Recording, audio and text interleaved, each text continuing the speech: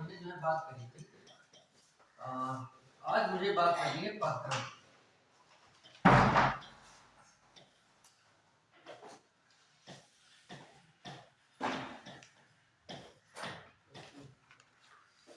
पदक्रम का मतलब ये होता है कि जैसे पदों की गलती हो कहीं पे। पदों की गलती होने का मतलब ये है कि जैसे ये लिखा है कि कोई भी जैसे कि पद है, जितने भी शब्द हैं उनका कोई क्रम होना चाहिए, और क्रम यदि सही होगा तभी अर्थ निकलेगा, और नहीं तो क्रम गलत होगा तो अर्थ गलत हो जाएगा। ऐसे वाले पदक्रम वाले जो है प्रश्न पूछने की संभावना मुझे लग रहा है कि बच्चों में ज्यादा रहती है, और ऐसे प्रश्न ज्यादा पूछते हैं बच्चों में। तो पदक्रम में जैसे कि वो वाला एक जो कक्षा 10 में हम लोग पढ़ते थे, बहुत प्रसिद्ध आता था, मुझे लग रहा है कि कक्षा 10 में हर साल आता है, अब भी आता है कक्षा 10 में। ठीक है, कक्षा 10 में अब भी आता है वो कि जैसे मैंने लिखा एक बात कि बच्चों ने अतिथि को एक फूलों की माला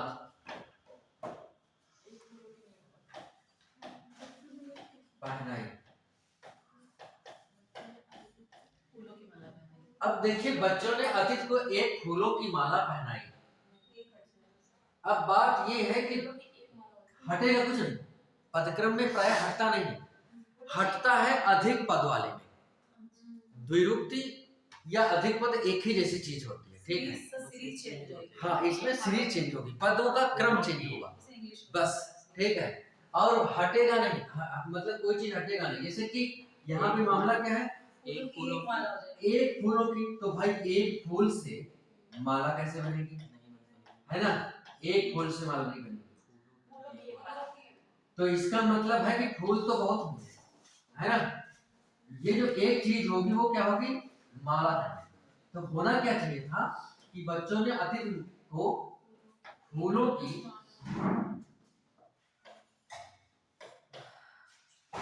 तो होना चाहिए कि फूलों की एक माला पहने, ये बात होनी चाहिए। और इसमें अब माला एक ही होगी, भाई एक आदमी एक ही तो माला पहनाएगा। अब एक आदमी 20 मालाएं थोड़ा पहनाएगा, एक आदमी पहना करके कई मालाएं बन जाए वो अलग बात, जैसे नेता लोग पहनते हैं, एक माल समझे है कम से कम 10-10 20 मालाएं पहनते हैं, है ना, तो वो एक अलग बात है। लेकिन एक व्यक्ति तो एक माला पहनाएगा, और फिर बच्चे सारे मिलकर के एक अतिथि है तो उनको एक माला पहनाएंगे, एक फूल की माला नहीं बन सकती। तो इसलिए यहाँ पे ये वाली बात जो है कहानी गलत है, इस फूल के साथ नहीं चाहिए, माला एक हो सकती है ना, तो इसके साथ में एक होना चाहिए। तो ये रूप है इसका, पद का क्रम, ये पद है यानी शब्द, ऐसा क्रम गड़बड़ हो गया है। अब सब पद तो मैंने बताया था कि स्वतंत्र रूप से क्या होगा, शब्द होगा, और जब वाक्य प्रयोग हो जाएगा तो पद कहलाएगा, है ना। तो बात ये थी। दूसरी बात जैसे मैंने लिखा,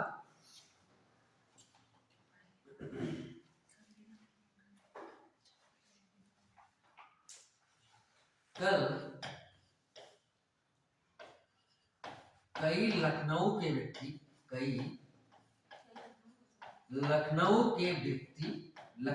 आदमी आएंगे। कल कई लखनऊ के आदमी यहाँ लखनऊ के आदमी अपने घर आएंगे।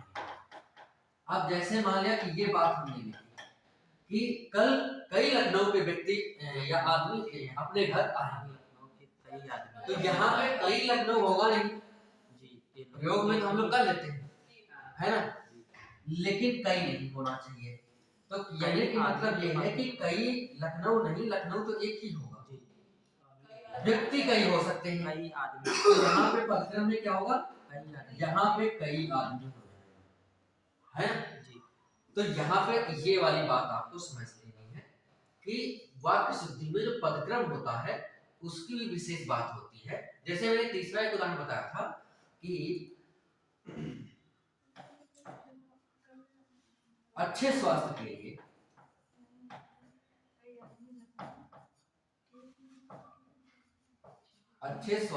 लिए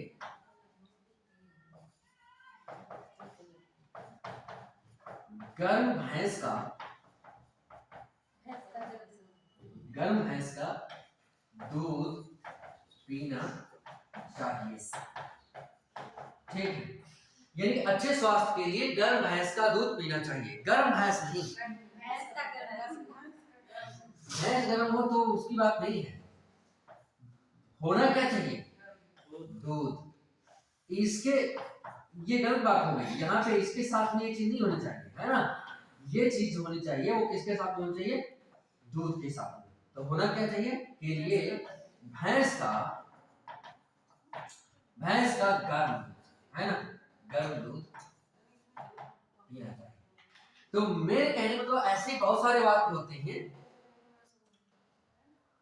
उन सभी वाक्यों में एक बात को ध्यान में देखना होगा कि यहाँ पे किसके लिए हो सकता है, वहां पे पता भी चल जाता है कि जैसे कि एक फूलों से माला बनेगी नहीं, लखनऊ कई होंगे नहीं, और भैंस गर्म दूध से कोई मतलब नहीं। ठीक है, तो यहाँ पे ये सब अपने आप में पता चल जाते हैं कि यहाँ पे ही कुछ गड़बड़ी है ना?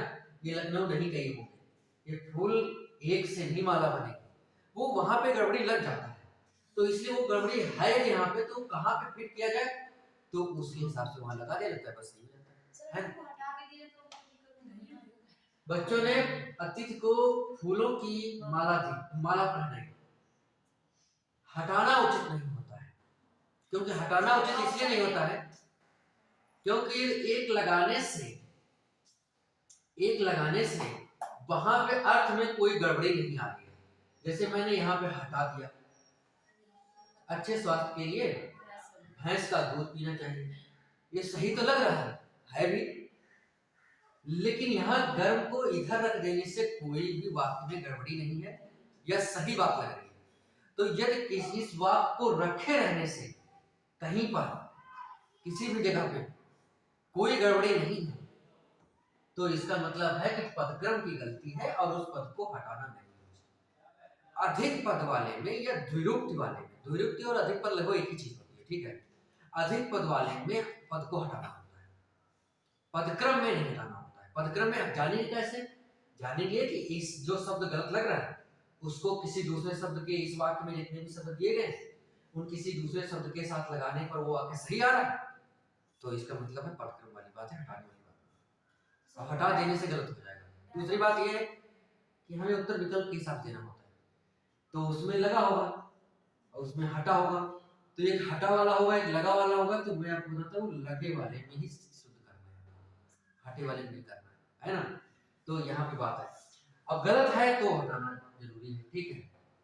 तो ये बात है, तो ऐसा आप समझ लीजिएगा कि यहाँ पे जो है माला वाली बात है एक, और आदमी वाली बात है कई, और दूध वाली बात है, तो बस ये हो गया। अब जैसे मैंने कहा यहाँ पे एक द्विरूक्ति होता है, पुनरुक्ति होता है। क्या होता है? पुनरुक्ति, या इसी को कहते हैं द्विरूक्ति, या फिर इसी को कहते हैं, हालांकि उसमें थोड़ा अंतर होता है लेकिन बहुत अधिक अंतर नहीं होता है, अधिक पदत्व। अधिक पदत्व संबंधी दोष या त्रुटि, संबंधित त्रुटि।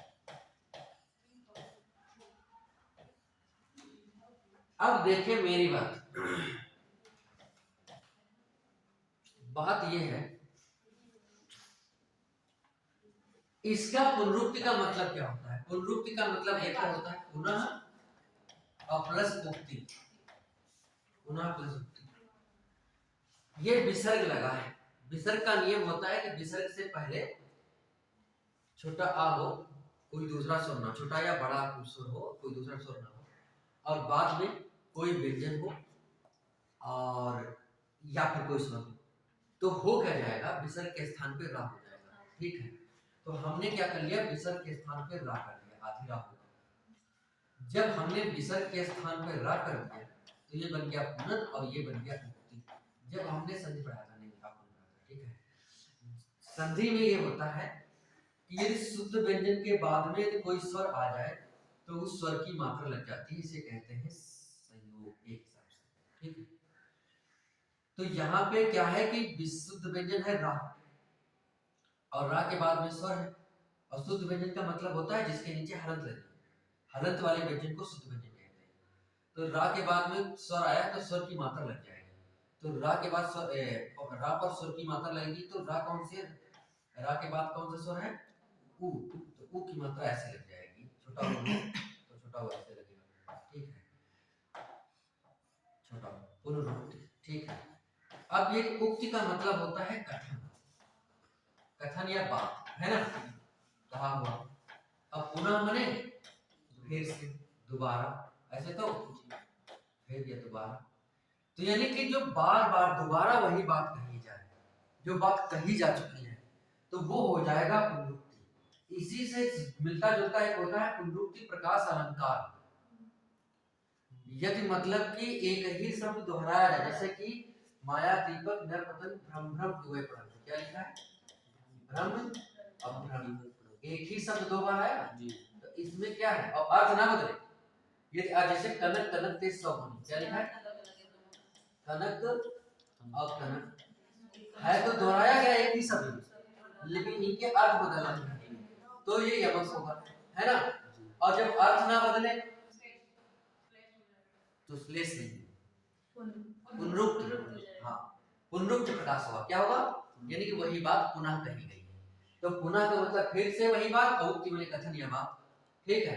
पुनः उक्ति का मतलब पुनरुक्ति, ये वही बात है। द्विरुक्ति, द्विरुक्ति का मतलब होता है द्वि माने दो और प्लस उक्ति, है ना, इसको रा बन गया है और फिर क्या हो गया है द्विर और फिर उक्ति, तो फिर क्या हो जाएगा, रा पर छठा मात्रा लग जाएगी, ये क्या हो जाएगा द्विरुक्ति, नहीं हो जाएगा, ये बात होगी नहीं, दोबारा दो बार कहा गया, उक्ति में कथन बात, और द्वि में दो, जो दो बार कहा गया, एक ही बात दो बार कहा गया। अधिक परत्व में तो आप समझ ही रहे, पद का मतलब पद, यानी कि जिसमें अधिक पद हो, एक ज्यादा पद, जिसकी जरूरत ना हो ज्यादा, ठीक है, वो द्विरुक्त होता है। मैं आपको बताना चाहता हूँ कि जैसे मैंने कहा था, रा पे मुझे छोटाऊ की मात्रा लगानी है तो ऐसे लगाएंगे, और रा पे मुझे बड़ाऊ की मात्रा लगानी है तो ऐसे लगाएंगे, मेरी बात समझ पा रहे? यानी कि अन्य में तो सिंपल बात होती है, जैसे का पर छोटा मात्रा लगाना है और का पर बड़ा मात्रा लगाना है, तो इसमें तो ये सीधी सी बात है, ये इधर को गोल होगा, ये उधर को गोल होगा। लेकिन जब रा में लगाना होता है तो दिक्कत होता है। तो रा में क्या होता है कि ये पूंछ छोटी होगी और यहाँ पे गोल नहीं होगा, वो होगा छोटा ऊ, वो क्या होगा छोटा ऊ होगा, है ना। और यदि यहाँ पे गोल होगा और पूंछ बड़ी होगी तो क्या होगा, ये होता है, ये नियम इसका होता है, ठीक है।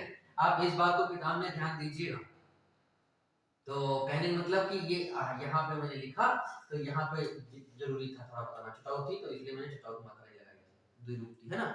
तो बात ये हुई, तो हमारे कहने का मतलब ये है कि ऐसा गलती कहीं पे हो कि द्विरुक्ति का मतलब हो दो बार एक ही बात या एक ही शब्द के लिए, एक ही बात के लिए दो शब्दों का प्रयोग किया गया, जहां पे एक ही शब्द से काम चल सकता था, पूरी तरह से वही अर्थ हो सकता था, लेकिन एक शब्द की जगह पे उससे मिलता जुलता दूसरा शब्द भी लगा दिया गया।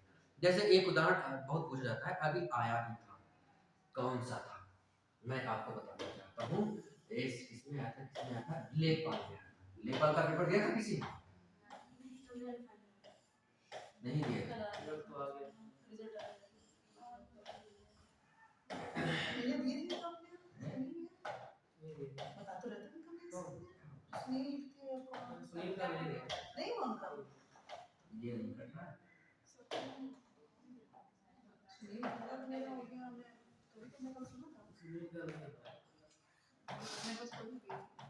चले जाएंगे, तैयारी भी नहीं करेंगे, चले जाएंगे, वो ला तो पढ़ेंगे नहीं, शाम हो जाता है तैयारी कर रहा है। उनका सीजन भी ऐसे आ गया, बता रहे थे हुआ नहीं, तो वो तो बता रहे थे मेल्स में आ गया था, पेपर देखे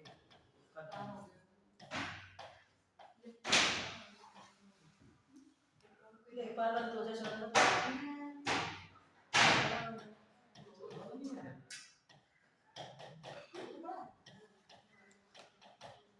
अब देखिए, विंध्याचल पर्वत पर घने जंगल है।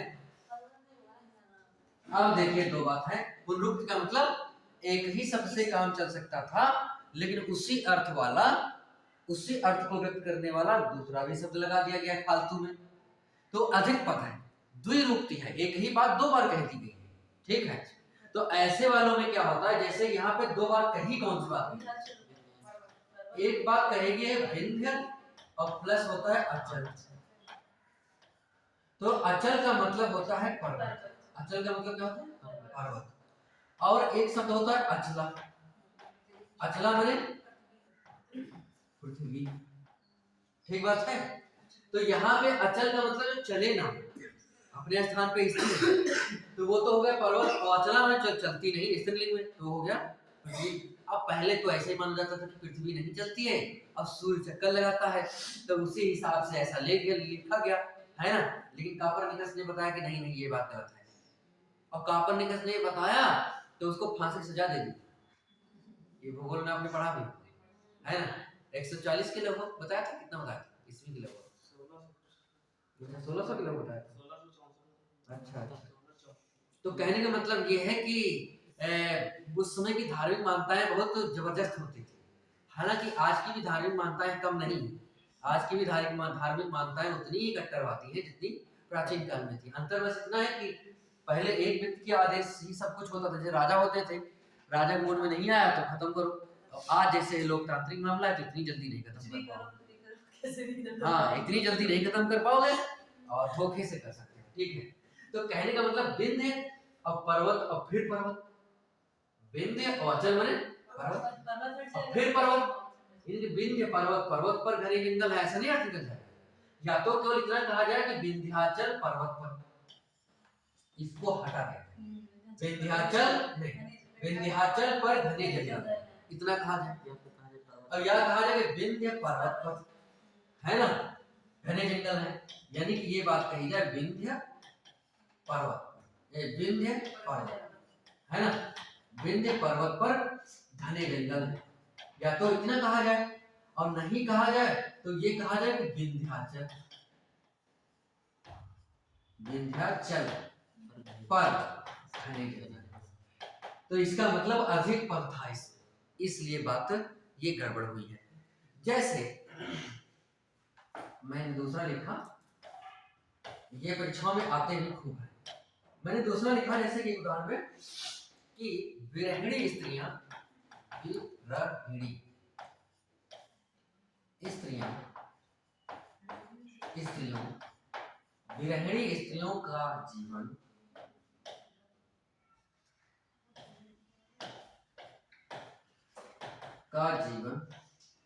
दुष्कर होता है या कठिन होता है।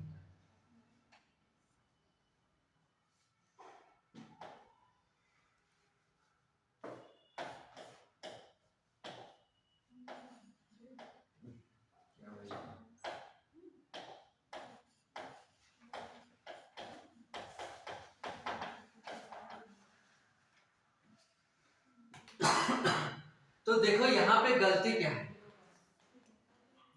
यहाँ पे गलती क्या है। पहली बात तो यहाँ पे लिखा हमने, ये जो लिखा है कि विरहिणी स्त्रियों का जीवन, तो यहाँ पे ये वाली जो बात है ये ज्यादा है, ये क्या है, ये ज्यादा है। केवल विरहिणी आप लिख देंगे तो स्त्री ही होगा, पुरुष नहीं हो सकता।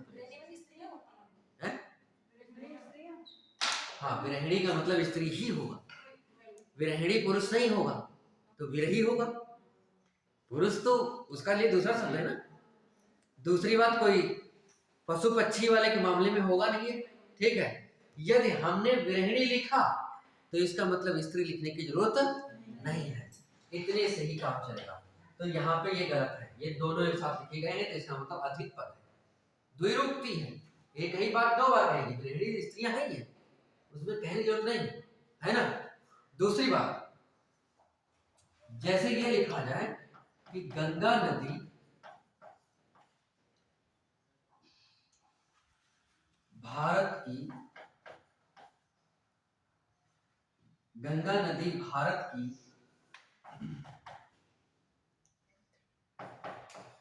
पवित्रतम नदी है, पवित्रतम नहीं, ये मैंने लिखा, गंगा नदी भारत की पवित्रतम नदी है। अब देखो बात ये है कि गंगा नदी स्वयं में व्यक्त हो रही है, तो यहाँ पे इसको गंगा लिखने की जरूरत नहीं है, ये अधिक पद है, द्विरूक्ति है ना। अब बात यह है कि यहाँ नदी लिखा ही गया है, तो यहाँ केवल एक ही बात बताओ। ऐसे ही पर्वत के मामले में, पर्वत के मामले में जैसे लिखा है यहाँ पे कि हिमालय या अरावली, अरावली पर्वत राजस्थान की या राजस्थान का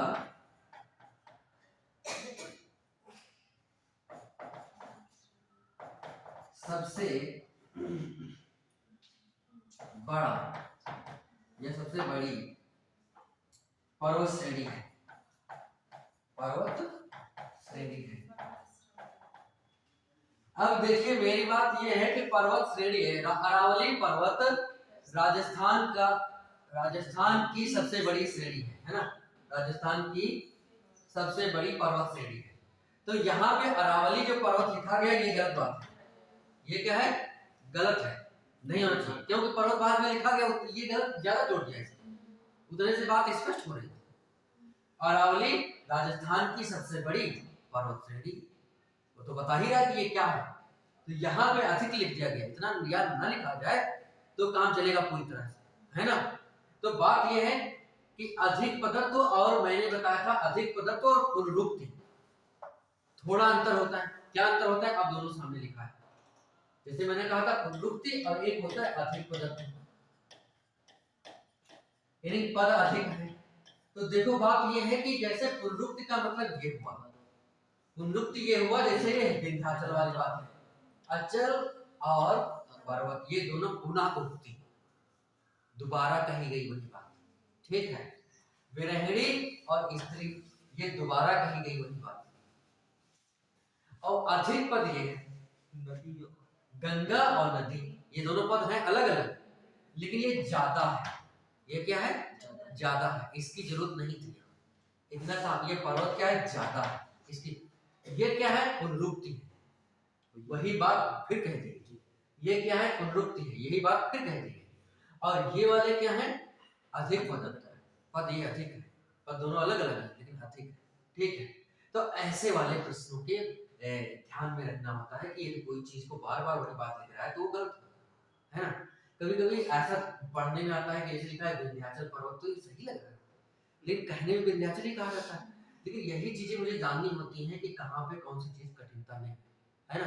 तो ये मैं आपको देख के कुछ डाउट बताता हूँ।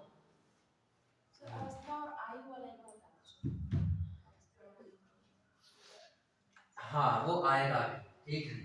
देखो बात ये है,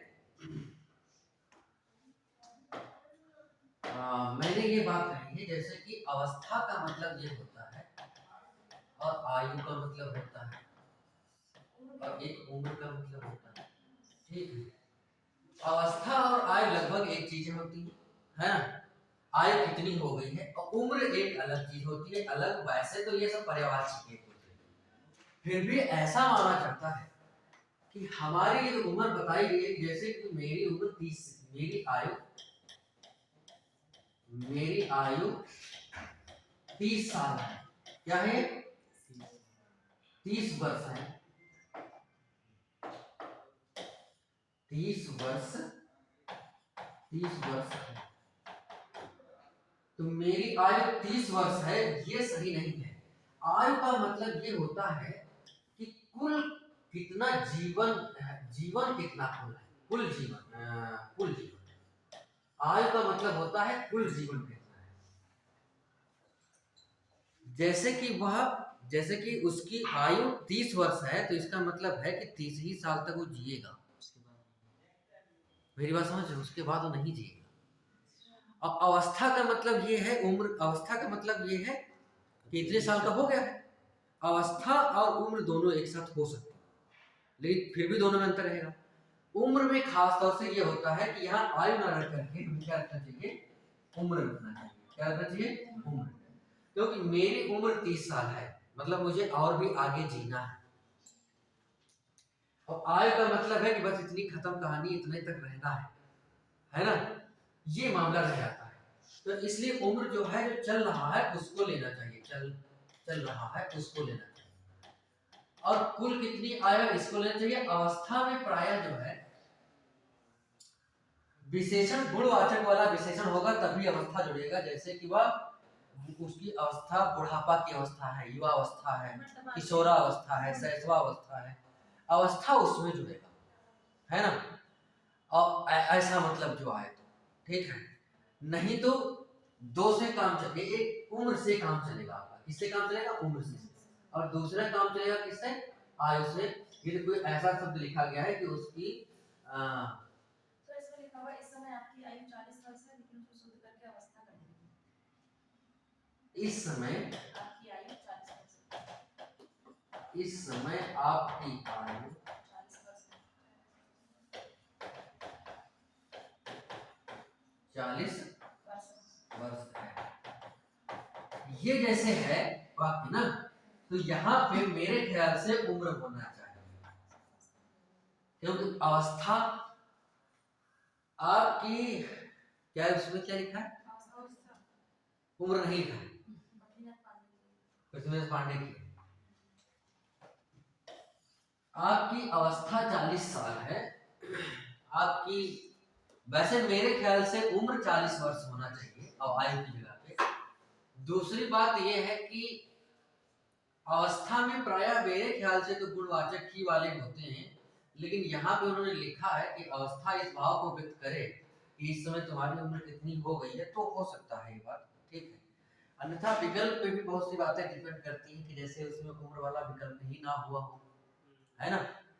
तो उम्र वाला जब विकल्प नहीं है तो फिर यदि अवस्था वाला विकल्प है तो फिर यही वाला फिर सही करें, ये भी तो बात है। सर अवस्था जैसे कि एक तो होता है कि वर्तमान में अवस्था चलती है, दूसरी बात ये होती है कि अवस्था भी तो 3 तरीके की होती है, प्रौढ़ावस्था, बाल्यावस्था, बालावस्था। हाँ, वही मेरे कहने का मतलब है कि अवस्था जो है, अवस्था क्या होती है कि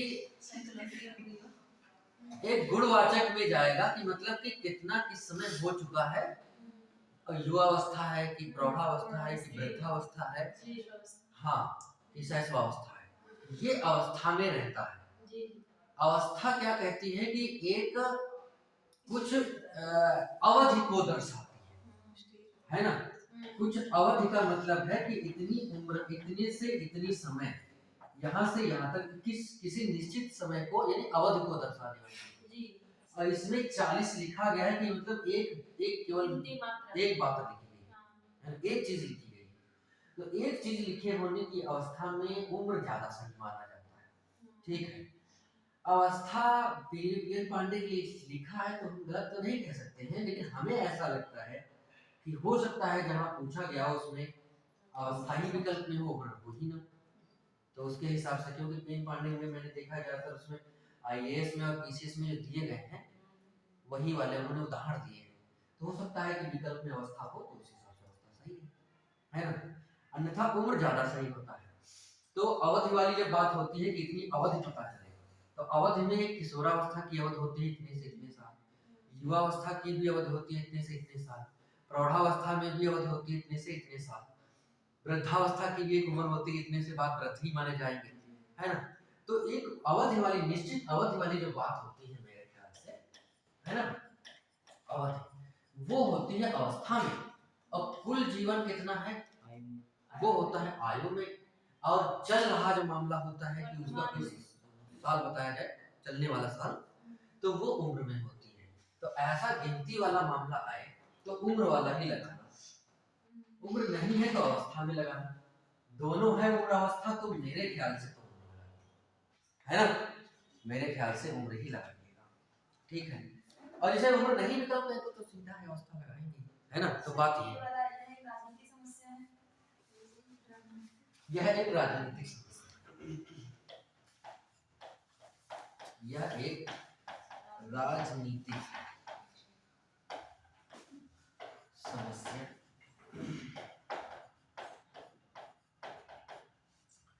यह एक राजनीतिक समस्या है,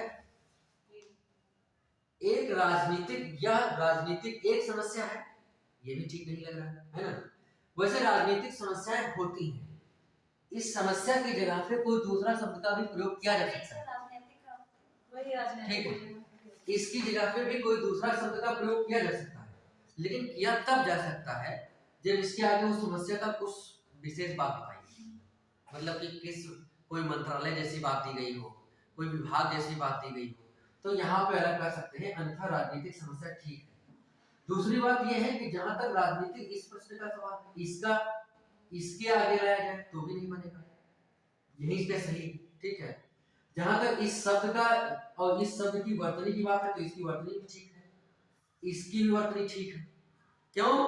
क्योंकि ये राजनीतिक शब्द दो अर्थों में लिखा जाता है, एक है राजनैतिक, और ये भी सही है और ये भी सही है। नहीं, दोनों आ जाए तो फिर दोनों सही होगा, नहीं दोनों आ जाए तो दोनों का सही होगा। और देखिए राजनैतिक समस्या में मैं आपको बताना चाहता हूँ कि जैसे कि एक होता है, वैसे तो मेरे ख्याल से तो व्याकरण की दृष्टि से दोनों सही है, और वैसे राजनीति एक शब्द एक जोड़ दिया जाए राजनीति, और फिर इसमें क्या कहते हैं एक प्रत्यय लगाया जाए तो राजनीतिक ही बनेगा, लेकिन मैं ऐसा नहीं बताना चाहता हूँ, ठीक है। मैं ऐसा बताना चाहता हूँ कि ये दोनों सही, ये दोनों सही। इन्होंने क्या कहा है? नहीं, ऐसा नहीं है कि पीएन पांडे ने कुछ हो बोलते तो सही हो जाएगा, ठीक है, प्रमाणिक माना जाता है, बात सही है।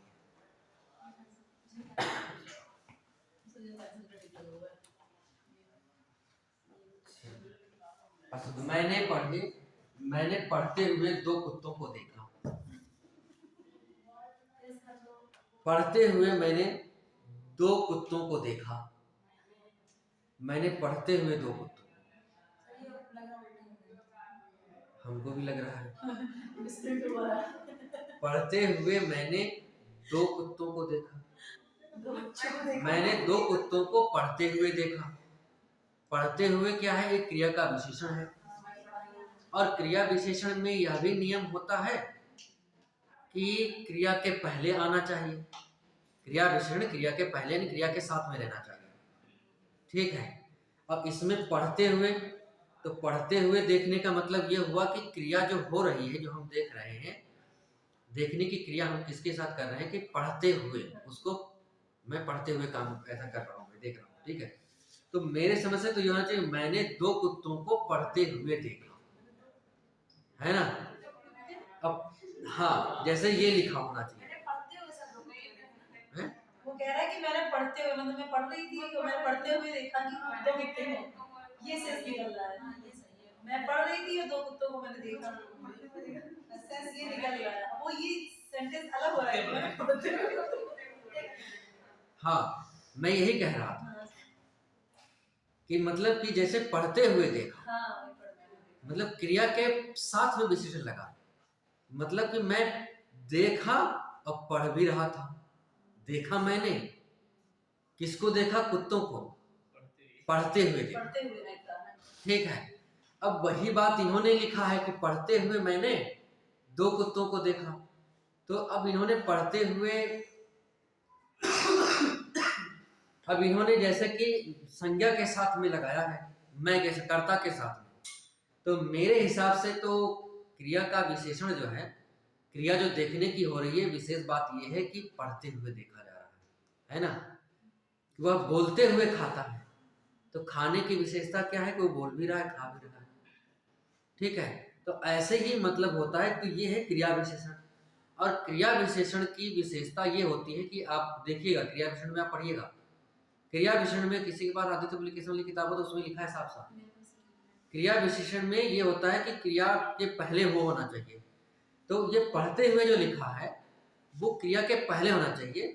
तो मैंने दो कुत्तों को पढ़ते हुए देखा, मेरे हिसाब से ये होना चाहिए। कुत्ते नहीं पढ़ रहे हैं, पढ़ तो मैं रहा हूँ, है ना। और वैसे इसमें क्या लिखा था कि पढ़ते हुए दो कुत्तों को, तो इसका मतलब कुत्ते पढ़ रहे थे? नहीं, कुत्ते नहीं पढ़ रहे थे, पढ़ मैं रहा था, ठीक है। अब इसमें क्या इन्होंने कहा है कि पढ़ते हुए मैंने, नहीं, मैंने दो कुत्तों को पढ़ते हुए देखा, देखने की विशेषता है, देख पढ़ते हुए, तो इसलिए मेरे हिसाब से आना चाहिए, लेकिन हो सकता है कि विकल्प में यही हो, है ना, हो सकता है कि विकल्प में यही हो, तो इन्होंने सही मान लिया है। और ये जो दो पढ़ते हुए दो कुत्तों को, ये तो गलत ही है, क्योंकि दो कुत्ते तो पढ़ेंगे नहीं, ठीक है, तो ये तो गलत है, पक्का है। और उसके हिसाब से हो सकता है कि इसको इन्होंने शुद्ध मान लिया हो। यूपी पीसीएस 82 में पूछा गया है, उनके जमाने का है मामला 82, ठीक है। तो पढ़ते हुए हो सकता है इस बात पे ध्यान नहीं दिया गया हो, ऐसा लिखा हो, लेकिन मेरे ख्याल से ये होना चाहिए कि मैंने दो कुत्तों को पढ़ते हुए देखा, यानी कि क्रिया विशेषण को क्रिया से पहले लगना चाहिए, है ना। और टिक लगाया है आपने इसमें कहीं, और नहीं लगाया तो हम देखते हैं इसमें, ठीक है। जैसे लिखा है दुष्यंत शकुंतला की सौंदर्यता से आकर्षित हो गई, वह यह प्रश्न है। जो शब्द है यहाँ पे दुष्यंत शकुंतला के सौंदर्यता, अब जो यहाँ पे शब्द है सौंदर्यता, ये गलत है। या तो दो शब्द होने चाहिए सुंदरता, क्या होना चाहिए, सुंदरता, या फिर होने चाहिए सौंदर्य, ठीक है। ये दोनों सही है, ये शब्द ही गलत है। तो शब्द ही गलत है तो इसका मतलब ये किस आधार पे गलती है, वर्तनी के आधार। जब वर्तनी आप पढ़ेंगे, वर्तनी तो हम बता देंगे, वर्तनी आप पढ़ेंगे तो आप जानेंगे कि वर्तनी के आधार पे ये गलती है, सौंदर्यता। दूसरी बात क्या है, तो हो क्या जाना चाहिए कि दुष्यंत शकुंतला की सुंदरता से आकर्षित हो गए, ठीक है। ये अनेकों बार देख चुका हूं, तो ये वर्तनी के आधार पे गलती है, अनेकों वर्तनी गलती है, अनेक होना चाहिए। अनेक का मतलब जो एक नहीं है, अन प्लस एक, अन प्लस एक। हमने कहा था कि शुद्ध व्यंजन के बाद में यदि कोई स्वर आ जाए तो उस शुद्ध व्यंजन पे उस स्वर की मात्रा लग जाती है, तो ना पर एक की मात्रा लग जाएगी, तो अनेक हो जाएगा। और अनेक का मतलब जो एक नहीं है, इनकी बहुत, तो स्वयं बहुत बता रहा है, तो उसका बहुवचन का बहुवचन नहीं बनाया जाता, है ना। तो यहाँ पे बात आप समझ गए होंगे। तो एक बात ये हो गई। दूसरी बात कौन सी है, दूसरी बात ये है कि अगला सत्य का विजय होता है, नहीं, ये तो लिंग के आधार पर सत्य का विजय होता है, तो इसमें क्या गलती है, सत्य की विजय होती है। ये क्या है, ये लिंग के आधार पर गलती है, कि इसमें कारक का लिंग जो है, कह सकते हैं कारक के आधार पर गलती है, क्योंकि एक साथ में कई आधारों पर गलती हो सकती है ना, तो कारक के आधार पर गलती है। सत्यमेव जयते, इसका संस्कृत में होता है सत्यमेव जयते चान्यतम, सत्य की विजय होती है, झूठ की नहीं, है ना। अब लोगों का इसमें है, आरो में की यूपी पीसीएस में है, तो इसी में थोड़ा देना है, ठीक है। तो सत्यमेव जयते जो है, सत्यमेव जयते चान्यतम, सत्य की विजय होती है, झूठ की नहीं। ये मुंडकोपनिषद में लिखा गया, किस उपनिषद में, मुंडक, है ना, तो मुंडक में लिखा गया है। जवाहरलाल नेहरू भारत के प्रथम प्रधानमंत्री थे। प्रमुख ये अधिक पदत्व है, इसका प्रयोग अनुचित है, ठीक है। प्रमुख क्या, जो पहले ही थे तो प्रमुख कहा से आ गया, ठीक है।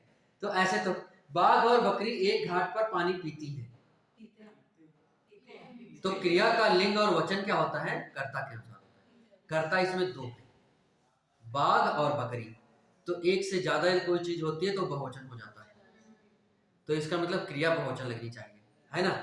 तो होना क्या चाहिए, बाघ और बकरी एक घाट पर पानी पीते हैं, पीती है।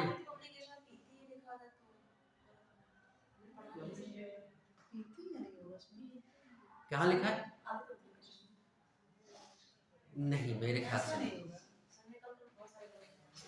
कभी ऐसा होता है ऐसा, लेकिन क्या है कि जब कई दिए गए हों, और जब कई दिए गए हों और वहां पे क्या कहते हैं कि आपको जो है बहुवचन में लगाने की जगह पे जहां लिंग के आधार पे लगाना हो, ऐसा उस वाक्य का स्वरूप बन रहा हो, उस वाक्य की क्रिया ऐसी बन रही हो, तो वहां पे जो आखिर में आता है, जैसे लिखा है बाघ और बकरी, तो बाघ पुल्लिंग है और बकरी स्त्रीलिंग है, तो जो आखिर में सबसे शब्द आएगा उसके अनुसार लिंग लगाएंगे, ठीक है। लेकिन जब ऐसा ना हो, बहुवचन की केवल बात हो, ठीक है, तो वहां पे नहीं, ठीक है। तो यहाँ पे बहुवचन है, इसमें तो इसी में पीते ही लिखा है, इसमें सही लिखा है।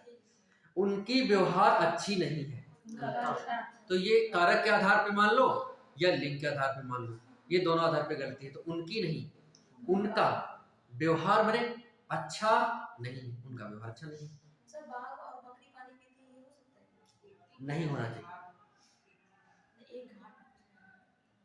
एक एक घाट से नहीं मतलब है, मतलब यहाँ पे क्रिया जो है उसके कर्ता से। अब पीने का काम कौन कर रहा है? कर्ता कर रहा है, ठीक है। तो इसलिए उसको जो है उसके अनुसार लगना चाहिए।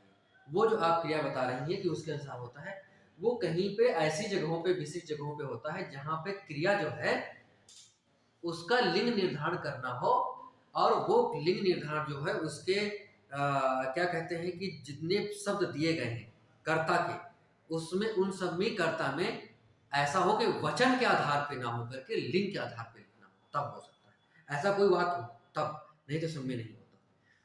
मुझको उससे इससे कोई नाता रिश्ता नहीं, तो अब अधिक पदत्व है। नाता और रिश्ता दोनों एक ही बात है, दोनों एक ही अर्थ दे रहा है। कोई एक ही शब्द लिख देता तो भी उतना ही अर्थ निकलता। उससे मेरा कोई नाता नहीं है, ये सही है, या उससे मेरा कोई रिश्ता नहीं है, ये भी सही है। दोनों में से कोई एक होना चाहिए। तो ये अधिक नहीं, पुनरुक्ति है, एक ही अर्थ में व्यक्त किया गया। राजपथ की सड़क से झांकियां लौट गई। राजपथ जब लिखा है तो पथ माने रास्ता होता ही है, तो इसमें क्या हो गया? पुनरुक्ति हो गया। पथ और सड़क दोनों एक ही अर्थ में हो गए, ठीक है। तो यहाँ पे राजपथ की सड़क से नहीं, राजपथ से, पथ हट गया, ठीक है। झांकियां वापस लौट गई। साहित्य और जीवन का घोर संबंध है, ये तो हो चुका है सर। साहित्य और जीवन का घोर संबंध है। देखो अब इसमें अभ्यास ही करना जितने ज्यादा हो सके, है ना। और ये अपने मन से अभ्यास करेंगे तो शायद इतना समझ में ना आए, ठीक है।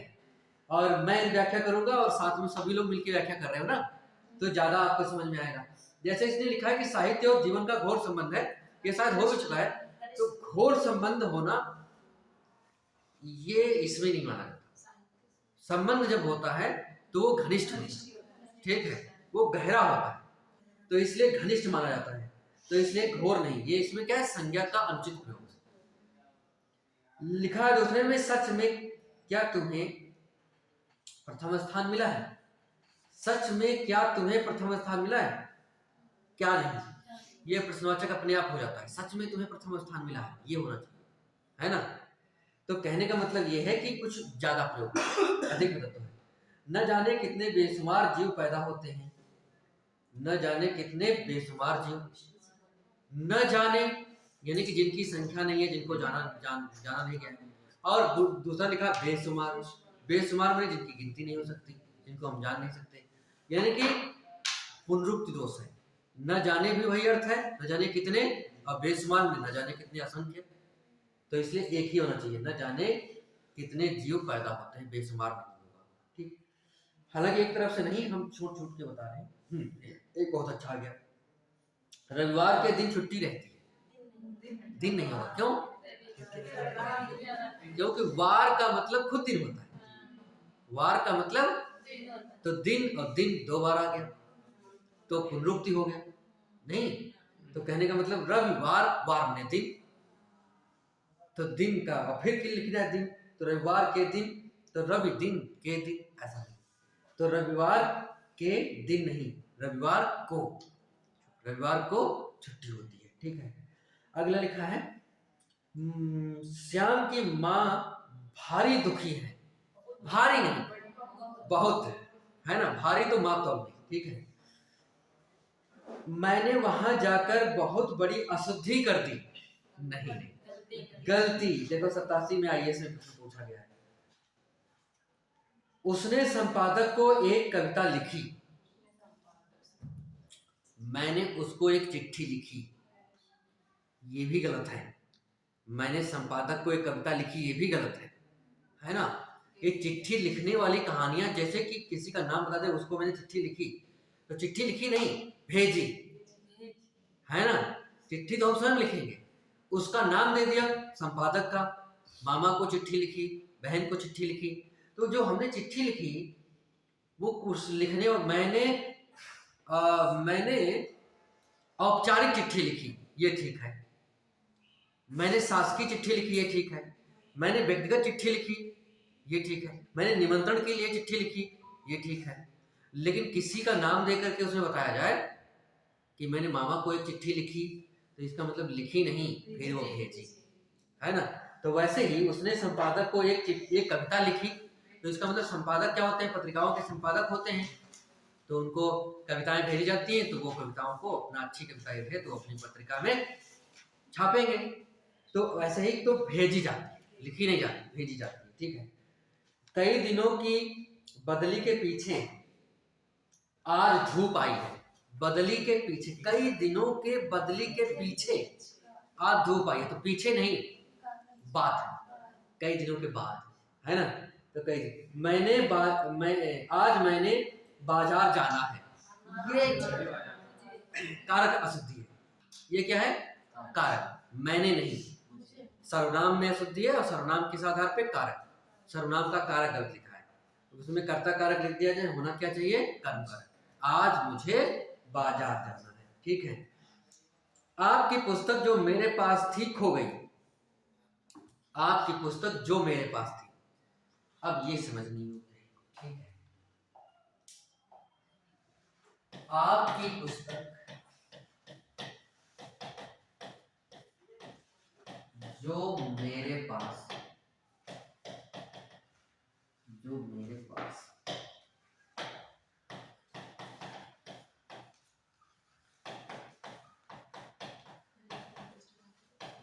जो मेरे पास थी खो गई। अब देखो, आपकी पुस्तक जो मेरे पास थी खो गई, तो यहां जो मेरे पास, जो नहीं मेरे, जो पुस्तक, आपकी जो पुस्तक, पुस्तक के बारे में, पुस्तक की विशेषता है जो, आपकी जो पुस्तक मेरे पास थी वो खो गई, है ना। तो कहने का मतलब यह है कि यहाँ पे पदक्रम की गलती है। किसकी गलती है, ये जो लिखा है इसका क्रम गलत लिख गया है, जो मेरे के पास लिख गया है, होना चाहिए पुस्तक के साथ, है ना। तो यहाँ पे ये हो गया, ठंडा घड़े का पानी पिलाइए।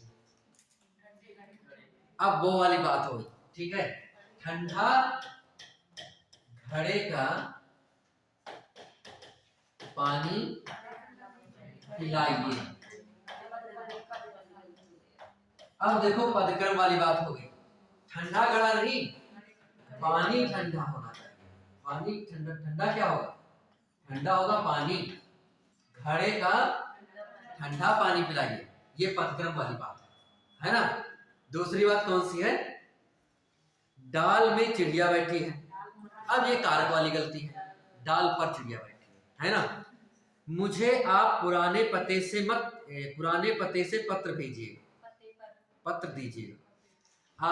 मुझे आप पुराने पते से पत्र दीजिएगा। तो पत्र पहली बात देना नहीं है, या तो लिखना है कि लिखिएगा या भेजिएगा, है ना। तो यहाँ पे पहले पता लिखेंगे तो लिखना ज्यादा सही है, तब तो भेजेंगे, है ना। तो यहाँ पे होना चाहिए कि पुराने पते से पत्र भेजिए, पुराने पते से नहीं, पते पर पत्र भेजना है, ठीक है। मेरे मित्र ने यह पुस्तक आपको समर्पण की है। समर्पण व्यक्ति करता है, पुस्तक समर्पित की जाती है ना, दी जाती है, समर्पित होना चाहिए। जैसे प्रयाग विश्वविद्यालय ने नेहरू जी को उपाधि वितरित की। उपाधि वितरित नहीं की जाती है, हाँ, उपाधि जो है वो प्रदान की जाती है। वितरित करना एक अलग बात है कि सबका आओ लाइन लगाओ, नहीं, प्रदान की जाती है। इसका मूल्य नापा या तौला नहीं जा सकता। नापना तौलना एक दूसरी चीज में होगा, वो किसी वस्तु के बारे में होगा, लेकिन यहाँ मूल्य की बात है, इसका मतलब आंकने की बात है, ठीक है। तो यहाँ पे ये हो गया। प्रेमचंद ने पर्याप्त संख्या में कहानी और उपन्यास लिखे, पर्याप्त मात्रा में। जैसे यहाँ पे लिखा था पर्याप्त मात्रा में कहानी और उपन्यास लिखे, तो मात्रा नहीं, संख्या, है ना। दूसरा देखिए, बेटी पराये घर का धन होता है, होती है, अर्थो ही पर कन्या पर की ये अभिज्ञान शाकुंतलम में लिखा है कि कन्या पराया धन होती है ना। और सही भी बात है, काफी कुछ है कि नहीं, मेरे हिसाब से तो ठीक है और दूसरे के हिसाब से पता नहीं। गोदान प्रेमचंद की एक श्रेष्ठ उपन्यास है। की नहीं, का। अब इतनी छोटी छोटी बातें कर रहे हैं गलती। और ये किसके आधार पे कर रहे हैं? कारक के हिसाब से। कारक मान सकते हो और लिंग भी मान सकते हो। भाई का स्त्रीलिंग क्या होगा? की। और काकी की है क्या? कारक। तो कारक के आधार पे भी गलती है, लिंग के आधार पे भी गलती है। भारत की आज वर्तमान स्थिति ठीक नहीं है। भारत की आज वर्तमान स्थिति, तो आज या तो लिखो आज की स्थिति ठीक नहीं है, या तो फिर लिखो वर्तमान स्थिति ठीक नहीं है।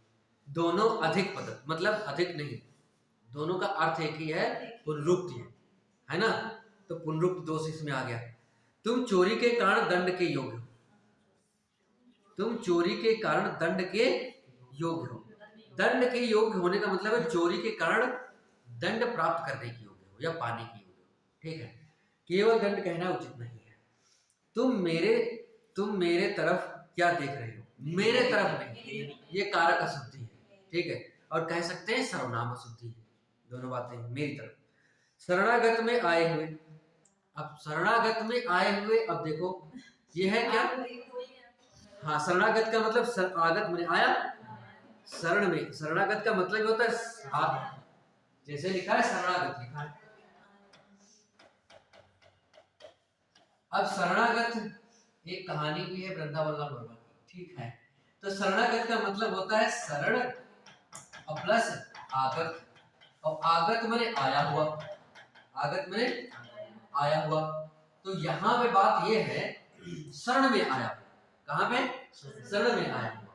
तो जब शरण में आया है पहले से, तो फिर आए हुए लिखने की क्या जरूरत है ना। शरणागत में आए व्यक्ति की रक्षा करना भारतीय संस्कृति का प्रसिद्ध गुण है। शरणागत या तो लिखो या फिर आए लिखो। शरण में आए व्यक्ति, या तो लिखे शरण में आए व्यक्ति, या फिर लिखे शरणागत व्यक्ति। दोनों बातें नहीं कि हम लिख दें यहाँ पे कि शरणागत में आए व्यक्ति, ये ठीक नहीं है। या तो लिखो शरणागत व्यक्ति, इतना ही क्यों लिखो, शरणागत व्यक्ति, बस इतना हो गया। शरणागत व्यक्ति की रक्षा करना भारतीय संस्कृति का प्रसिद्ध गुण है ना। तो शरणागत व्यक्ति यानी उसका अर्थ हो गया सर। दूसरा ये लिखना है या तो फिर शरण में आए, क्या लिखना है? शरण में आए व्यक्ति की रक्षा करना भारतीय संस्कृति का प्रसिद्ध गुण है। ठीक है, ये दोनों बातें आगत और आए, ये दोनों का अर्थ एक ही है। यानी कि ये क्या है? पुनरुक्ति दोष है। यानी कि एक ही बात दो बार आ गया, आना है ना। तो ऐसा नहीं होना चाहिए। तो ये वाली बात आप समझ पाए होंगे शायद। जैसे लिखा, हाँ उसी और वही पुनरुक्ति दोष फिर आ गया। जैसे लिखा है मौर्यकालीन समय में लोग सुखी थे। तो यहाँ पे जो लिखा है मौर्यकालीन लोग, तो यहाँ पे दो बातें आ गई। यहाँ पे दो बातें इसलिए आ गई, कालीन समय में लोग सुखी थे। अब बात ये है कि यहाँ पे या तो कालीन रहे या फिर समय रहे, दोनों में से कोई एक रहे। तो लिखा है मौर्यकालीन में लोग सुखी थे, तो कालीन नहीं होगा, फिर मौर्यकाल में लोग सुखी थे। ठीक है, और दूसरा या तो ये होगा कि मौर्य समय में या मौर्यों के समय में। ठीक है, ये मौर्यों के समय में, ये बहुवचन होना चाहिए। ठीक है, तो के समय में लोग सुखी थे, ये होना चाहिए, या मौर्य काल में समय थे। दोनों में से कोई एक होना चाहिए। जब एक होगा तो कुछ परिवर्तन होगा इसमें। ठीक है, तो यहाँ पे काल ज्यादा सही लग रहा है ना। तो यहाँ पे ये सही है, मौर्य काल में लोग सुखी थे, दोनों नहीं होना चाहिए। तो जो वैसे इन्होंने क्या है, इन्होंने मौर्यकालीन लोग सुखी थे, इतना भी सही माना है। हो सकता है विकल्प में हो ऐसा ही, यही सही विकल्प के अनुसार बन रहा हो, तो इन्होंने लिख दिया है, पूछा भी गया है। हिमालय पर्वत सबसे ऊंचा पर्वत है। अब वही बात आ गई। ठीक है, हिमालय पर्वत सबसे ऊंचा पर्वत है, तो दो बार नहीं होगा, पर्वत बाद में लिख ही दिया। जैसे भाई ये बात लिखा है कि हिमालय और पर्वत और सबसे ऊंचा पर्वत है, ये लिखा है ना इसमें। तो या तो यहाँ पे ना लिखा जाए हिमालय सबसे ऊंचा पर्वत है, ये पर्वत खुद बता देगा कि हिमालय क्या है। ये पर्वत लिखने की जरूरत नहीं है। और ये एक ही चीज दो बार लिख दी गई, इसका मतलब है कि पुनरुक्त दोष है, एक ही बात दो बार कही गई, ये एक ही शब्द दो बार कहा गया। एक ही शब्द कहा जाए कि पर्यायवाची शब्द कहा जाए, जैसे पर्यायवाची शब्द है ना, तो सर अगर दो ना आ जाए, अगर हिमालय पर्वत सबसे ऊंचा है और हिमालय सबसे ऊंचा पर्वत है, तो उसमें से कौन सा टिक अच्छा करना ये पड़ेगा? बात आप कह रही हैं कि हिमालय पर्वत सबसे ऊंचा है, और दूसरा ये है कि हिमालय सबसे ऊंचा पर्वत है, हाँ सबसे तब सर कौन सा टिक करना पड़ेगा? पर्वत है। मेरे हिसाब से दोनों सही है। दोनों और दूसरी बात ज्यादा सही की बात है ये, क्योंकि ज्यादा क्रम ये सही कर रहा है, ये है ना, कि मतलब कि हिमालय पर्वत सबसे ऊंचा है तो सही ये भी, लेकिन ज्यादा सही है कि हिमालय सबसे ऊंचा पर्वत है। ठीक है, वैसे दोनों में है गलती नहीं, दोनों सही है, ज्यादा सही लिखी गई है। ठीक है, झूठ कभी भी ना बोलना चाहिए, ना नहीं, झूठ कभी नहीं बोलना चाहिए। ना का प्रयोग प्राय वहां पे होता है जब उसके बाद में कोई संज्ञा लिखनी, क्रिया लिखनी है तो नहीं, है ना। मेरा अनुग्रह है कि आप मेरे घर पर आने का आग्रह करें, ये उल्टा हो गया, और ये क्या है, उल्टा नहीं हुआ, ये है संज्ञा की गलती। संज्ञा का मतलब है कि सही जगह पे सही शब्द का चयन नहीं है। जैसे कि मेरा अनुग्रह, अनुग्रह की जगह पे आग्रह होना चाहिए।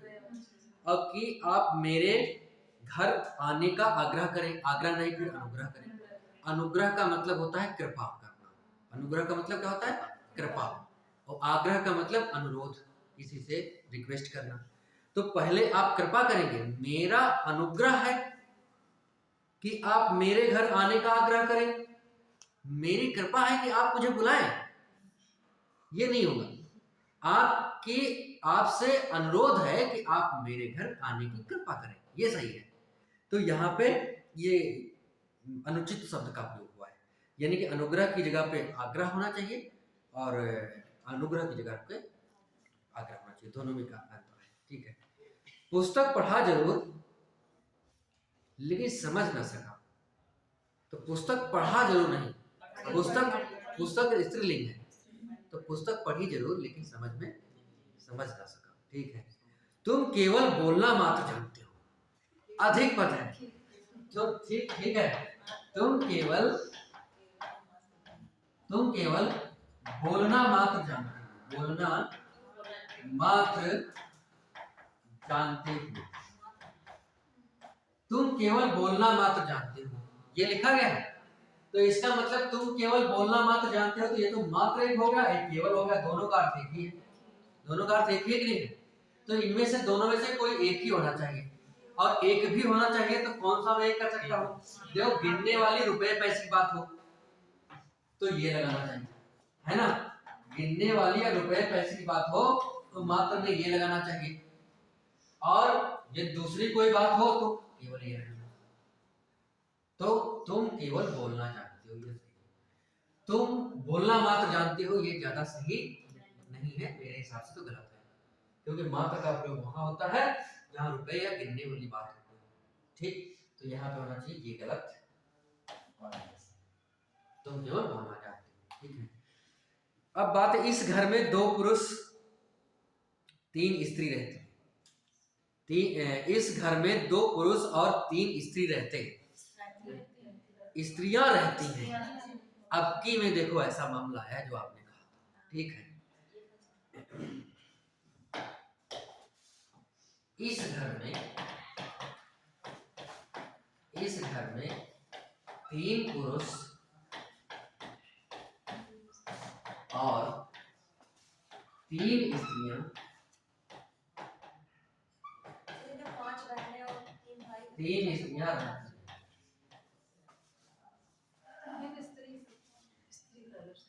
हाँ, गलत में भी नहीं लिखा है।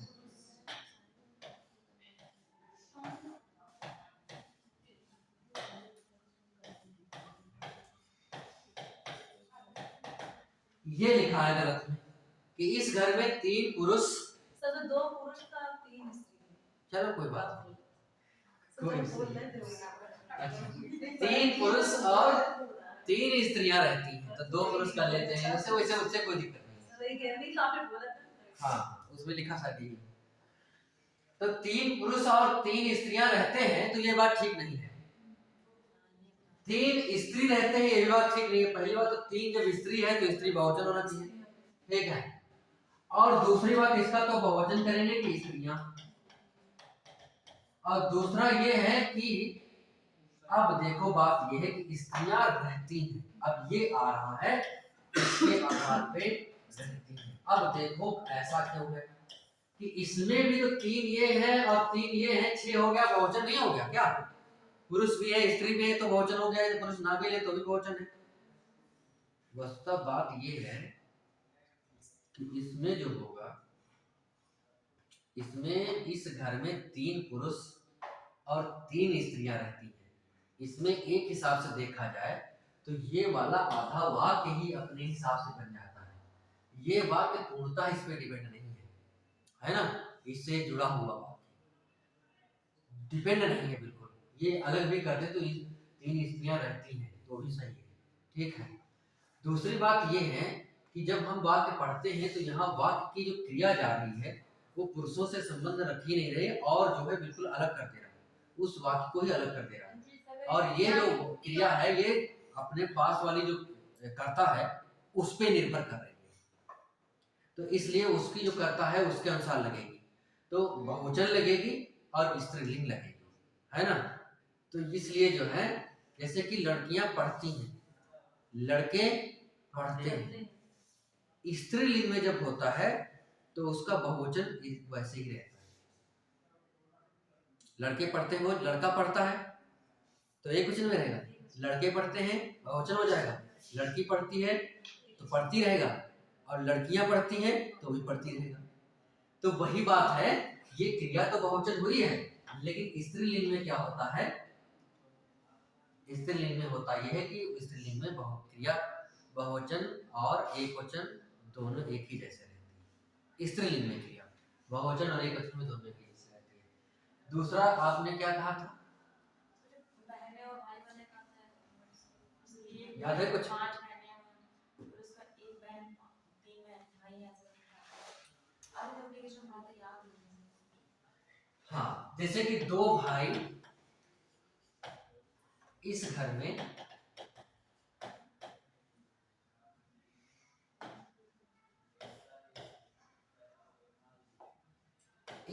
में दो भाई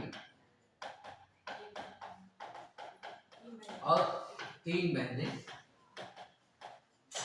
रहती हैं, ये तो जैसे तो यहाँ पे देखो बात ये है कि यहाँ पे आया कि रहती है, इसका मतलब है कि ये वाली चीज इसके अनुसार आ गई, नहीं आ गई। दूसरी बात ये है कि जैसे मैं कह दूं कि इस घर में 3 बहनें और 2 भाई रहते हैं, 2 भाई रहते हैं, ये तो हुआ। अब देखो लास्ट वाले के हिसाब से हुआ। तीसरा कौन सा था, बाघ और बकरी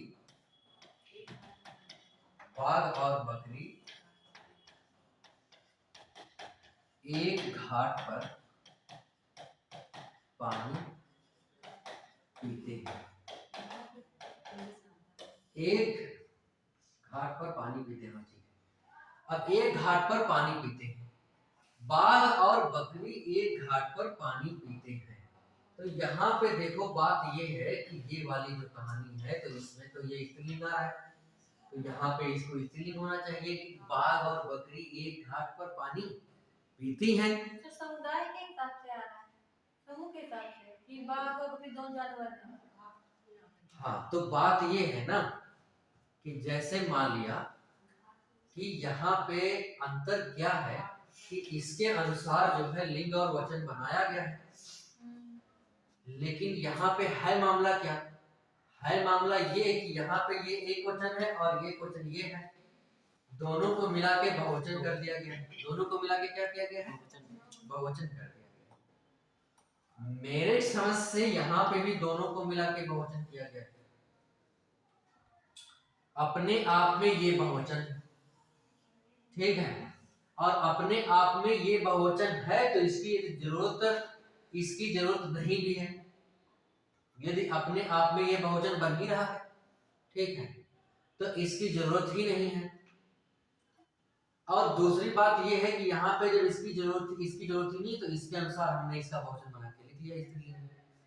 लेकिन यहाँ पे जो समस्या आ रही है कि इसमें हम कह रहे हैं कि बाघ और बकरी एक घाट पर पानी पीती है, तो या तो हम डायरेक्ट इसी के अनुसार कर दें, केवल इसके अनुसार, तो ऐसा नहीं है, इसके अनुसार हमने किया नहीं। यदि हम इसके अनुसार करेंगे तो ये बकरी तो स्त्रीलिंग में है, तो होना चाहिए कि बाघ और बकरी एक घाट पर पानी पीती है, तो ये सही नहीं माना जाएगा, ये सही होगा नहीं। तो इस वाले वाक्य में फिलहाल में हमें तो जैसा लग रहा है कि इसमें जो मामला ये बन रहा है कि जो बहुवचन की बात है, तो इन दोनों को बहुवचन हमने किया है, तो इन बहुवचन बनाने के लिए हमने दोनों को लिया है। यहाँ पे बहुवचन बनाने के लिए इनको दोनों को लिया है, तब बहुवचन रूप में हमने वहां पे लिख दिया। और यहाँ भी बहुत से थे, भाई भी था, बहन भी था। जब बहुवचन हमने बनाया तो बहुवचन में हमें एक ही से काम चल रहा था, तो हमने आखिर वाली जो सही थी वो उसके अनुसार ले लिया। वैसे नियम यह होता है कि आखिर जितने भी कर्ता दिए गए, तो जितने भी कर्ता है उनमें से सबसे जो आखिरी वाला कर्ता होगा उसके अनुसार क्रिया लगती है, नियम ये होता है। लेकिन यदि इस वाक्य में हम ऐसा कर देंगे तो गलत हो जाएगा, और मुझे ऐसा लग रहा है कि इसमें कर्ता दोनों को एक साथ ले लिया गया है, तो इसलिए लिंग के आधार पे न करके इन्होंने वचन के आधार पे ऐसा लिख दिया है, ठीक है। तो मेरे ख्याल से इसमें कुछ आपवादिक रूप में भी हो सकता है ये वाक्य, लेकिन मुझे जहां तक लग रहा है कि वो यही है कि इसमें दोनों को यहाँ पे बहुवचन के रूप में एक साथ लेने के चक्कर में ऐसा किया गया, ठीक है। और दूसरी बात यहाँ पे जो है, यहाँ पे तो बातें स्पष्ट है कि पूरा ये भी बहुवचन है, ये भी बहुवचन है, तो अलग अलग बहुवचन है, तो अलग अलग हमने बहुवचन ले भी लिया, तो स्त्रीलिंग कर लिया, इसका कोई दिक्कत नहीं। लेकिन इसमें दोनों को बहुवचन करने के लिए, क्योंकि कर्ता बहुवचन है, दोनों बहुवचन है, जैसे कि पीना जो है, बकरी भी पी रहा है और बाघ भी पी रहा है, तो दोनों को एक साथ में लेने के लिए बहुवचन दोनों है, दोनों को बताने के लिए उसमें किया गया। तीसरी बात इसमें है कि ये इसमें बहुवचन है, उसमें बहुवचन है, तो यहाँ पे बहुवचन बताने की जगह पे इन्होंने बहुवचन न बताने की जगह पे इन्होंने लिंग बताना उचित समझा। यहाँ पे लिंग बताने की जगह पे इन्होंने बहुवचन बताना उचित समझा, क्योंकि बहुत से हैं, और यहाँ पे बहुवचन तो दोनों में है ही, इसमें भी है और इसमें भी है, तो इसमें वचन बताने की जगह पे इन्होंने लिंग उचित बताना समझा, ठीक है। तो बहुत ज्यादा इसके बारे में मुझे कोई प्रामाणिक रूप से कोई इसका नियम मुझे ऐसा ज्ञात नहीं है, या मैंने देखा नहीं, पढ़ा नहीं है कि ऐसा दोनों में हो क्यों गया है, क्योंकि हाँ इतना तो नियम पढ़ा है। यहाँ पे आता है एक महिला या पुरुष एक नगर में रहते हैं, महिलाएं पुरुष नगर में रहते हैं, नहीं, महिलाएं और पुरुष एक नगर में रहते हैं, या फिर जैसे इस तरीके से, या फिर बहुत सारे जानवर जो है, जानवर, हाँ नहीं, नियम तो देखो यही होता है, जो असली बात है, नियम यही होता है कि जब किसी क्रिया के एक से अधिक संज्ञाएं आएंगी, तो फिर आखिरी वाली जो संज्ञा होगी या आखिरी वाला जो कर्ता होगा उसके अनुसार होगा, और इसमें दोनों वाक्यों में लगा भी ऐसा ही है। लेकिन जो पहला वाला है, तो इसमें बाघ और बकरी को एक वचन के रूप में नहीं लिए गए, ज्यादा लिए गए, हाँ बहुवचन के रूप में लिए गए हैं, और इसलिए मुझे लग रहा है कि उसका बहुवचन कर दिया इन्होंने एक साथ। इसमें इन्होंने लिंग का आधार न करके वचन का आधार किया, इसमें दोनों बहुवचन ही थे, ठीक है, तो इसमें बहुवचन बताने की जगह पे इन्होंने लिंग को आधार किया, तो इस हिसाब से मेरे ख्याल से ही है। दूसरी बात ये जैसे आपने बताया था कि आदित्य वाले ने ये किया है, इसको भी शायद पीती लिखा है ना, कि बाघ और बकरी एक घाट पर पानी पीती है, लेकिन ये भी सही नहीं है। आदित्य वाले ने किया है, नियम यही होता है कि एक से क्रिया के एक से अधिक कर्ता होंगे, तो कर्ता में सबसे आखिरी का जो कर्ता होगा क्रिया उसके अनुसार होगी। तो इसमें दो क्या कहते हैं कि कर्ता है, एक बाघ है, बकरी है, तो आखिरी वाला कौन सा करता है, बकरी, तो बकरी के अनुसार क्या कहते हैं कि क्रिया होनी चाहिए, यानी कि स्त्रीलिंग। बकरी पीती है तो बकरी स्त्रीलिंग है, तो पीती होना चाहिए स्त्रीलिंग। लेकिन ये भी सही नहीं है, इसका सही क्या है वो यही है। फिलहाल में कोई ऐसा विशेष इसका नियम मिलेगा मुझे तो मैं बताऊंगा, लेकिन अभी तक मुझे मिला नहीं है ऐसा कुछ। मेरे साथ बहुवचन ही आ रहा है। नहीं, वाक्य प्रयोग में ऐसा भी कभी कभी होता है, जैसे कि एक नियम ये भी होता है कि जैसे कि गुरुजी आ रहा है, क्या लिखा मैंने, गुरुजी आ रहा है। अब बात ये है गुरुजी आ रहा है या फिर दूसरा है जैसे प्रधानमंत्री आ रहा है, क्या लिखा मैंने, प्रधानमंत्री आ रहा है। अब बात ये है या प्रधानमंत्री बोल रहा है, तो ये ठीक नहीं है। इसका नियम भी इसमें भी अलग है। अब इसका नियम अलग है, व्यवहारिक नियम। व्यवहारिक नियम क्या है कि किसी भी सम्मान सूचक, जो सम्मान व्यक्त करने वाला व्यक्ति है, जिसके प्रति हमें सम्मान व्यक्त करना चाहिए, उसके प्रति आप जो है बहुवचन की क्रिया लगाएंगे। क्या लगाएंगे, बहुवचन की क्रिया लगाएंगे। तो इसलिए यहाँ गुरु जी आ रहा है ठीक नहीं है, गुरु जी आ रहा है ठीक। तो ये व्यवहारिक नियम है। ये क्या है, व्यवहारिक नियम। ऐसे ही संभव है कि इसमें कोई व्यवहारिक नियम लगा हो, लेकिन मुझे ऐसा पढ़ने में आया नहीं, तो इसलिए हम स्पष्टता से नहीं कह सकते। लेकिन मुझे जो लग रहा वो ये है कि इसमें इन्होंने दोनों बहुवचन की चीजें थी, तो वचन में ध्यान न दे करके लिंग पे ध्यान दिया। अब इस पे इन्होंने लिंग पे ध्यान न दे करके वचन पे ध्यान दिया। बस इतनी बात हो सकती है। कहाँ पे छोटा होके होता है गुरु, मैंने गुरु नहीं होता, गुरु ठीक है, छोटा होके होता है। अब मैंने लिखा, मैंने जैसे लिखा गुरु का दर्शन किया, गुरु का दर्शन नहीं है, गुरु के दर्शन किए, ठीक है। हाँ, एक गलती जैसे यहाँ पे लिखी है, जैसे लिखा है 12 बजने को 10 मिनट है, 12 बजने में 10 मिनट है ना। दिल्ली के अंदर मलेरिया का जोर है। अब ये जोर की जगह पे कुछ और होगा, प्रकोप है ना। दिल्ली के अंदर मलेरिया का प्रकोप है। दूसरा लिखा कि पुलिस ने मुझ में आरोप लगाए, मुझ पर लगाए। काल चक्र के पहिए के नीचे सबको पिसना पड़ता है। काल चक्र के पहिए अधिक पद, चक्र पहिया एक ही बात है, ठीक है, तो फिर नहीं। बुरे मनुष्य का स्वभाव कोई अच्छा काम नहीं कर सकता। बुरे मनुष्य का स्वभाव कोई अच्छा काम नहीं। बुरा मनुष्य, बुरे मनुष्य का स्वभाव कुछ नहीं, बुरा मनुष्य कोई अच्छा काम नहीं कर सकता, स्वभाव नहीं लिखना है। कोई यहाँ कोई एक चित्र नहीं है, एक गड़बड़ वाला मामला है। कोई यहाँ लिखा है, कोई यहाँ एक चित्र नहीं है। यहाँ कोई एक चित्र नहीं, पदक्रम गलती है ना। यहाँ कोई एक चित्र नहीं है ना, ऐसे। दूसरा क्या लिखा है,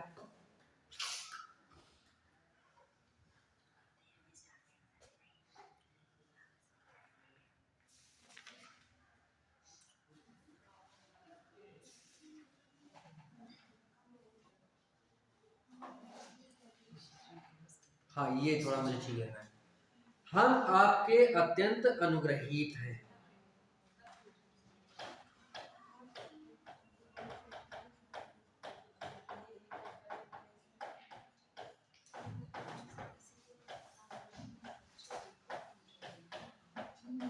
बताओ क्या सही है इसका, हम आपके अत्यंत अनुग्रहित हैं।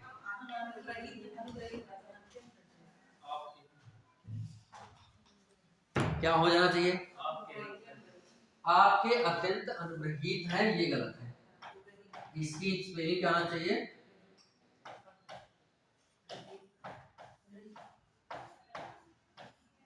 ये सही वर्तनी है। ये वर्तनी मुझे कभी कभी पूछता है, तो ये गलती किसके आधार पे है, वर्तनी के आधार पे है। हम आपके अत्यंत अनुग्रहित हैं। 2-3 और बताते हैं, फिर छुट्टी कर देंगे, ठीक है।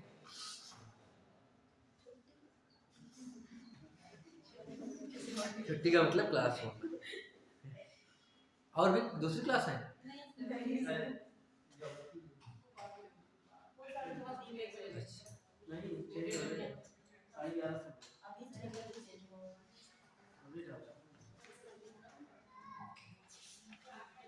वैसे देखिए, जितना ज्यादा इसमें अभ्यास होगा उतना ही अच्छा रहेगा, है ना।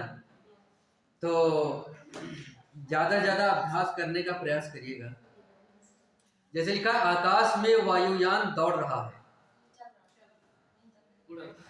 उड़ रहा है ना, आकाश में वायुयान उड़ रहा है। मुझे मैंने कानपुर जाना है, ये तो इसमें कोई विशेष बात।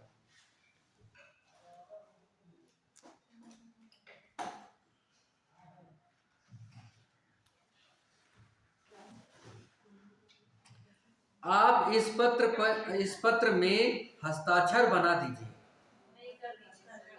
इस पत्र में नहीं, इस पत्र पर, अब बना नहीं कर, ठीक है, कर दीजिए। बस 2-3 और देख लेते हैं। हाँ,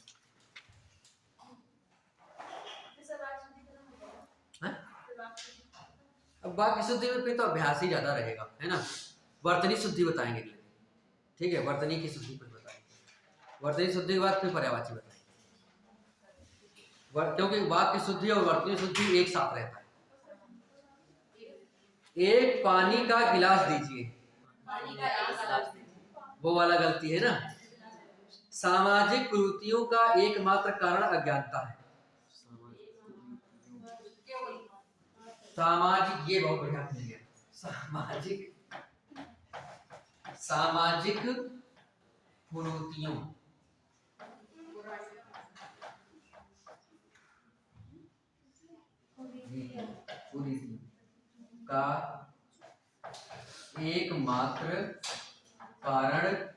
कुरीतियों का एकमात्र कारण अज्ञानता है। सामाजिक कुरीतियों का एकमात्र कारण अज्ञानता है। बताओ क्या होगा? एकमात्र कारण, सामाजिक कुरीतियों का एकमात्र कारण क्या है? एकमात्र कारण अज्ञानता है। एकमात्र भी सही है, गलत नहीं है। इसमें गलती ये है कि इसकी शुद्ध वर्तनी होती है अज्ञान, और अज्ञानता गलत है। अज्ञानता क्या है, ये वर्तनी में भी देखेंगे। जैसे मैंने कहा था सौंदर्यता गलत, क्या गलत है? सौंदर्यता, जैसे मैंने कहा था कि ये है स्वीकार्यता। क्या है? स्वीकार्यता, ये भी गलत है। ये सब गलत है। स्वीकार्यता क्या होनी चाहिए? स्वीकृत। क्या होना चाहिए? स्वीकृत। और उस सौंदर्य तो इसका हो ही गया था, है ना। और अज्ञानता का क्या सही है? अज्ञान। अज्ञानता शब्द गलत है। अज्ञानता क्या होना चाहिए? अज्ञान होना चाहिए, है ना। वह 2 9 11 हो गया, तो 2 9 नहीं, ये उस प्रकार से गलती है, ठीक है।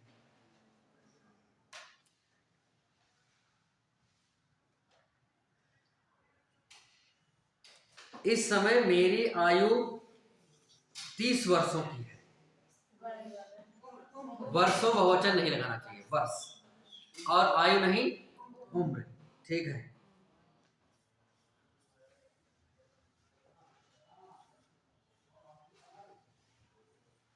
अनेक विश्वविद्यालयों के कर्मचारियों ने हड़ताल किया है।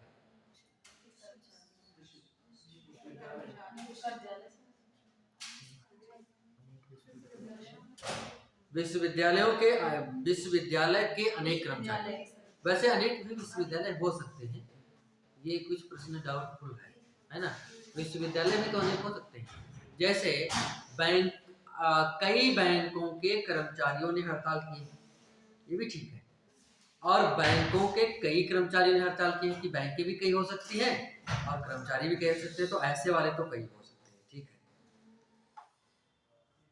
डाकुओं की मंडली कल रात इधर से गुजरी थी, ये सही है। डाकुओं की मंडली नहीं होती, डाकुओं का गिरोह होता है। इसमें टोली लिखा है, टोली भी सही नहीं है, गिरोह सही है ना। हालांकि हो सकता है कि इन्होंने विकल्प के आधार पर इसमें लिख दिया है, वो ठीक बात है, इन्होंने अपने हिसाब से लिखा है कि डाकुओं की टोली कल रात इधर से गुजरी थी। तो मेरे समझ से ये क्या है, शब्द ज्ञान यानी कि संज्ञा के आधार पर गलती है, तो मंडली नहीं, टोली इन्होंने लिखा है शुद्ध में, ये टोली भी नहीं सही है, गिरोह सही है। ठीक है, टोली और समूह में अंतर है? हाँ गिरोह में अंतर है, डाकुओं का होता है गिरोह, और टोली सामान्यतः क्या हो सकती है, किसी सामाजिक संगठन की भी हो सकती है, किसी सामान्य क्रियाकलाप की भी टोली हो सकती है, किसी लोक नृत्य गायन की भी टोली हो सकती है ना, तो उसकी मंडली। टोली एक थोड़ा दूसरे अर्थ में हो सकती है, छात्रों की भी टोली हो सकती है, सेना की प्रायः टुकड़ी होती है, और डाकुओं का प्रायः गिरोह होता है। तो इसलिए टोली लिखना ठीक नहीं, गिरोह लिखना ठीक है। तो तुम घूमने जाओगे ना, ये सही है? तुम घूमने जाओगे ना, हाँ ये सही है, क्योंकि आखिर में ना लगाना हो तो नहीं नहीं लगाना चाहिए, ना लगाना चाहिए, है ना। सर निपात वाले अच्छा, निपात वाले में भी ही, जैसे कि वह, जैसे कि वह सदैव ही पढ़ता है, ये गलत है, ज्यादा है, ठीक है।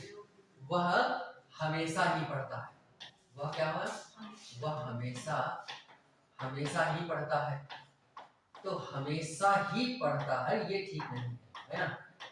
तो यहाँ पे ही वाली बात गलत है, ऐसे ही कहीं भी लिखा है, ठीक है, तो वो वाला वह खाता ही रहता है, नहीं खाता ही रहता नहीं, निपात प्राय उसमें लगेगा, वो वाले गलत होंगे जहाँ पे कोई अव्यय शब्द आए, है ना। तो ऐसा कहीं पे हो तो वहां पे समझेगा, देखना पड़ेगा, वैसे वाक्य याद नहीं आएंगे, है ना। एक अब आरो के ही हो। अच्छा देखो, गत रविवार को वह मुंबई जाएगा, कितने, गत रविवार को वह मुंबई जाएगा, बस ये बता देते हैं, इसके बाद गत रविवार को हाँ वह मुंबई जाएगा। अच्छा, वह चेन्नई गया, ये दोनों बताते हैं। गत रविवार को वह मुंबई जाएगा, तो ये गलत क्या है, गत नहीं होगा, या तो यहाँ आगामी होगा या फिर अगले होगा, है ना। आगामी होगा या तो फिर अगले होगा। आगामी मैंने आने वाला, अगले में आने वाला, गत मैंने तो बीता हुआ, अब बीता हुआ में कैसे जाएगा वो, है ना। और दूसरा यहाँ का बात चेन्नई जाएगा, तो चेन्नई गलत शब्द हो गया है, तो सब वर्तनी भी सही देखना है, तो क्या होना चाहिए, चेन्नई, है ना। वह चेन्नई गया है, हाँ लड़के और लड़कियां मिलकर खेल रही हैं, लड़के और लड़कियां मिलकर खेल रहे हैं।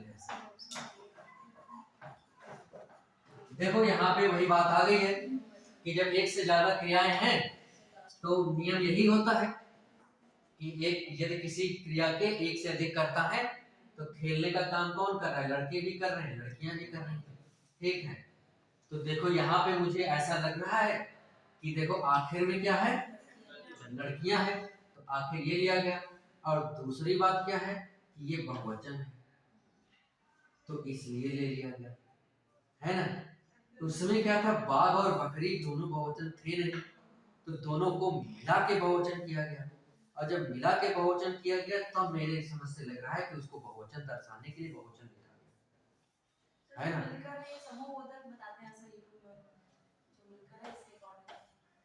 नहीं समूहवाचक क्या, समूहवाचक तो ये है ही, ठीक है भाई। समूहवाचक जैसे बाघ और बकरियां घाट पर पानी पीते हैं, तो अपने आप में ये भी क्या कहते हैं कि है तो भाई, है ना।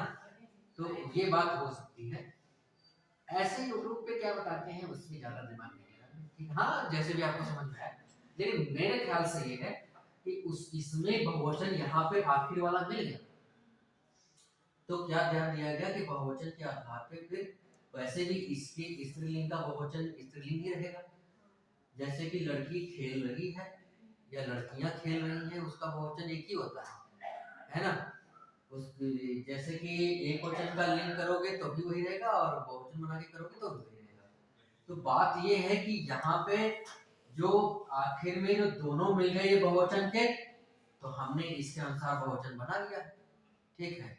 उसमें क्या था, एक बहुवचन नहीं मिल पा रहा था, तो दोनों के आधार पर बहुवचन बनाए थे, तो उसको हमने बहुवचन को रूप दिया था, यानी कि वचन को गंभीरता दी थी। इसमें बहुवचन दोनों है, तो हमने लिंग को गंभीरता दी है। और उसमें बहुवचन थे नहीं कोई, और क्रिया दो रूप में हो रही थी, दो थे, तो बहुवचन बन रहा था, तो इसलिए उसने वचन को गंभीरता दी थी। ठीक है।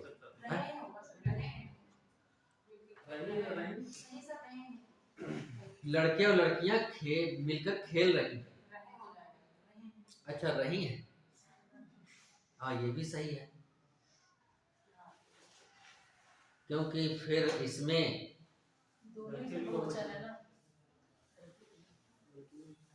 अब इसमें भी मुझे लग रहा है कि वो वाली सिस्टम बन रहा है क्या, जो हमने उसमें बताया कि उसमें क्या है कि दोनों एक वचन में थे, तो क्या कर लिया, लड़के लड़के नहीं, दोनों एक वचन में थे तो उसको बहुवचन कर लिया।